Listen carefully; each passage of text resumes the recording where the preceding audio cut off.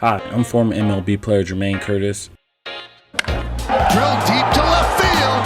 There it goes. And welcome to my online coaching program. Hey, Shannon and Caden, thanks for sending me, a response, an email about your hitting approach.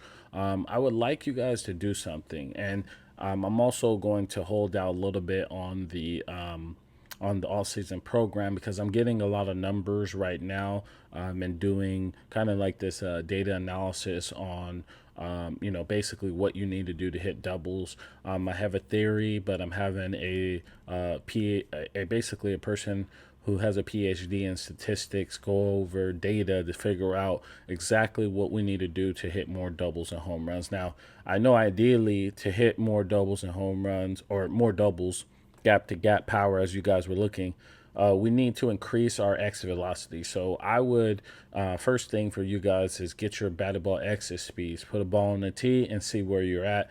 As I start to get these numbers, I'll be able to understand, okay, what we need to do.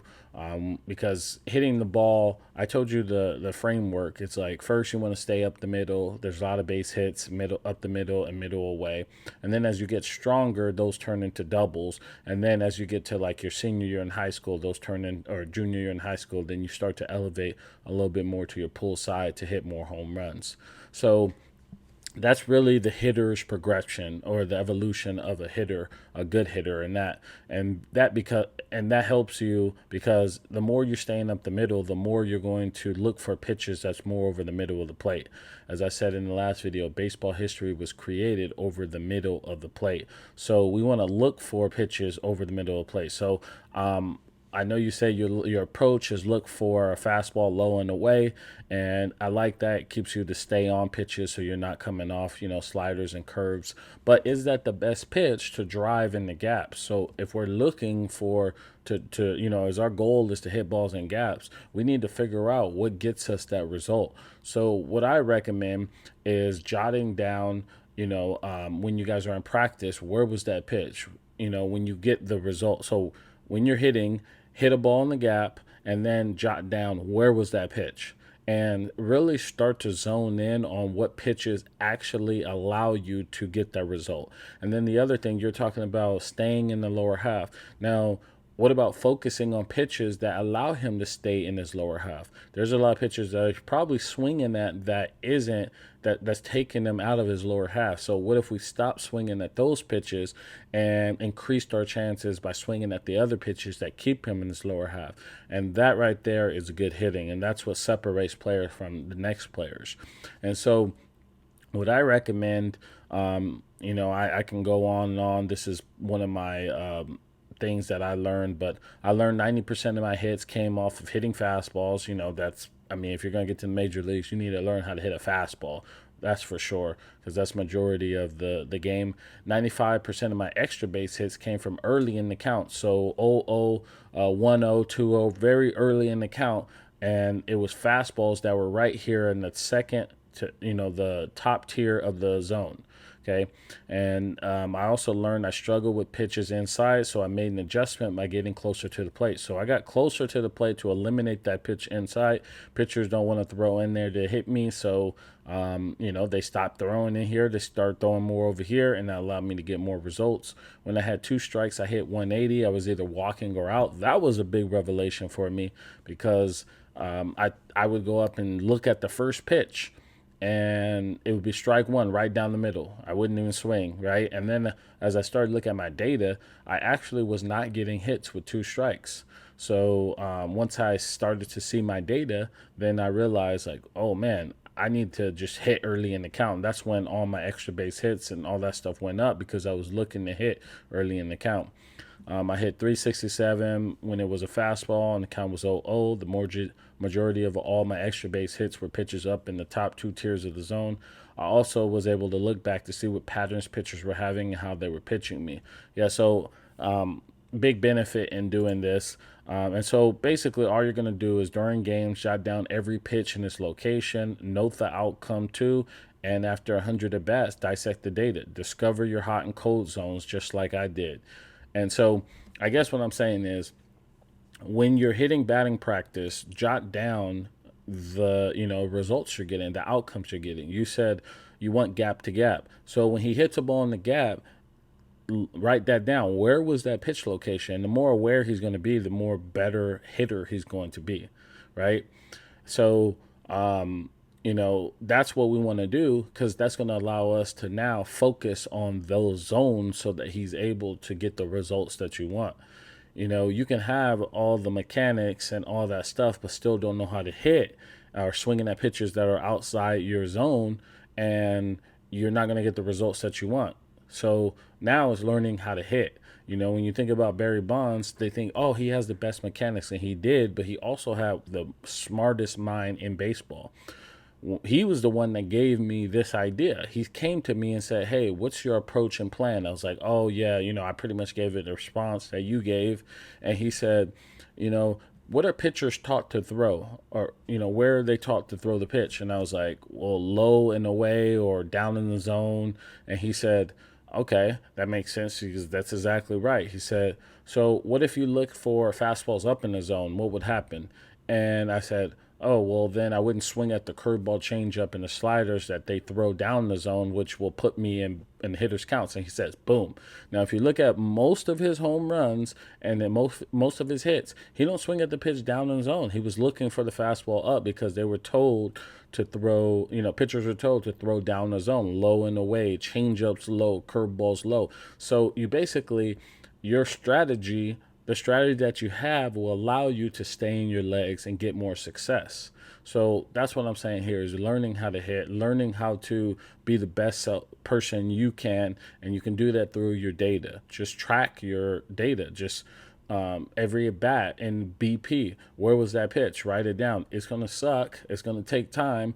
But what he's going to learn is going to be more valuable than anything else. It's going to be quality, because you're going to be like, all right, well, we know that you're not hitting the ball inside that well. Or you might be thinking that he's hitting the ball well, low and away, and you realize he didn't hit that pitch low and away. And so you stop, your approach changes, and that's what's going to allow him to get the best results.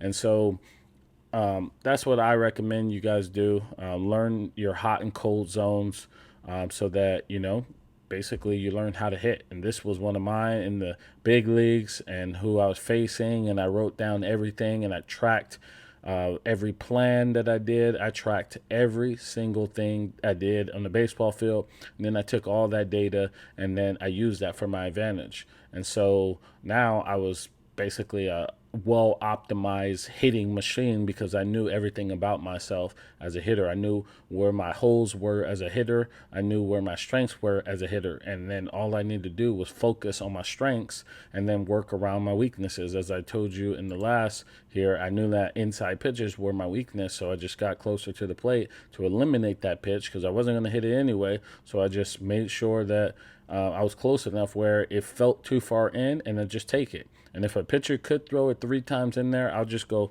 like this and tip my cap to them. But most of them don't throw inside, because they're worried about throwing it right over the middle of the plate, and then you blast that for a homer.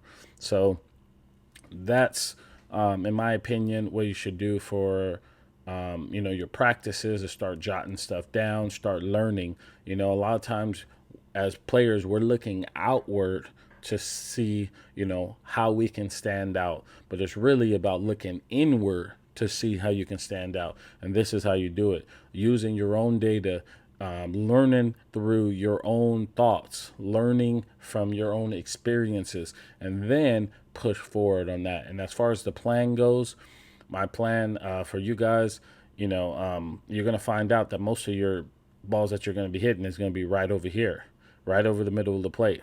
So your goal is to figure out a way to not swing at these pitches and these pitches and these pitches up here and here, to get a pitcher to throw over here. And that right there is elite hitting. And once you do that, you'll start staying back way more often. You'll be in your legs. You'll hit more balls. We get out of our legs and all that when we start trying to hit the whole zone and the whole plate. We can't do that. It's so hard. It's so hard. The guys that you see in the major leagues, They're splitting the plate in half. They're looking in certain zones and certain counts so that they can increase their odds of making hard contact. And if you see them off balance, maybe they guessed wrong. And if they look really dumb, they guessed wrong, and that's the reason why they're getting, that poor swing. But that's all you're doing as a hitter is playing chess. You're hedging your bets. And you already do this right now. You just don't know you're doing it. When the count is 0-0, most pitchers throw a fastball. So you could look for the fastball 0-0. When the count is 2-0, what do they mainly throw? They mainly throw a fastball away. When the count is 3-0, 3-1 fastballs. When the count is 0-2, sometimes they throw curveballs. So now you're thinking, oh, he might throw an off-speed pitch. So you're just hedging your bets all the time as a hitter. And so the more you can do that, the more success you're actually going to have as a hitter. So that's all I wanna say here.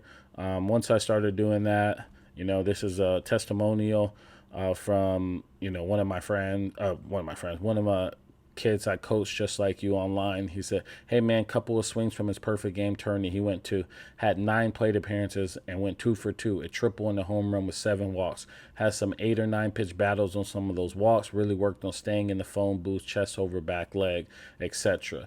Now he worked on that because we also were working on his approach. And that's the thing, was he was just swinging at everything. So once we kind of dialed him in, what you'll see here is you'll start walking more, and you'll start to see your quality of bats go up, where you'll start hitting more doubles and home runs. Now, I think as far as your mechanics and fundamentals go, I think the fundamentals are actually pretty good. When I look with the swing and everything, what you guys doing, I think it's really good. The one thing I see is, he is coming forward a little bit in his lower half.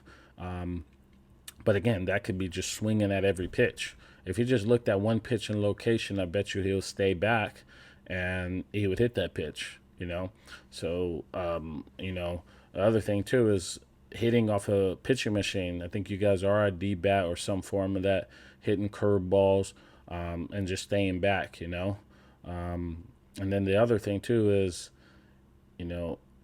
coiling, just like a little coil as he's striding will help him stay back as well. So just a few key things that I think will help. And then as far as the plan goes, we got to get his exit velocity, and it's all about getting stronger, hitting the ball harder. To be honest, hitting doubles and gap to gap is just hitting balls harder up the middle. Hitting fly balls and line drives up the middle at a higher exit velocity equals doubles. That's all that is. So, and that's a lot of the things that's you do: underloading, rotational drills with medicine balls, all stuff like that. And have to increase that. So, let me know if you guys like this. Thank you guys, and I'm out.